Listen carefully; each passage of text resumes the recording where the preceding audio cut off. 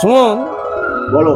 তুই হেরে মাথা বলি রাগ করিস না। তোর হেরে মাথার বুদ্ধিতে এইটা খাসির দোকান করে ভালো ইনকাম হচ্ছে। তা ওর জন্য তো 300 টাকা রোজ দিয়ে রেখেছি। একদম একদম। আজকে বিকেলে যে 50 খানা খাসির অর্ডার আছে, তা তুই অর্ডার দিয়েছিস? হ্যাঁ দিয়েছি তো। আচ্ছা। কাকা, হুম, ভাই তো দান মেরে দিলে খাসির দোকান করে। ব্যবসা করা তো ইনকামের জন্য। তা ভাই পোকাতে একটু কিছু খাওয়ালি না এখনো পর্যন্ত। তা খাবি কি? খাসি খাবি?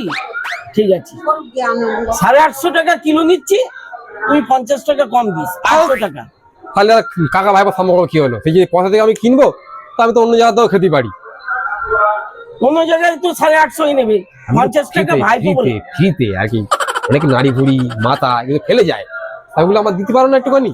নাড়ি ভুড়ি মাথা চর্বি এখন মাংসের দামে বিক্রি হয়ে যাচ্ছে। কি বলো? হ্যাঁ, ছাগলের ছালটাও অনেক দামে লোক কিনে নিয়ে যাচ্ছে।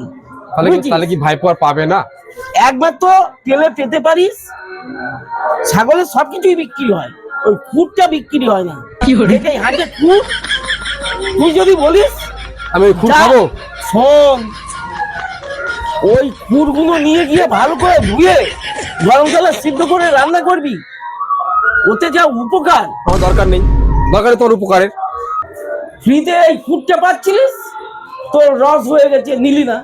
এর পরের জেনারেশন এই খুর পর্যন্ত পয়সা দিয়ে কেজি দরে কিনে খেতে হবে।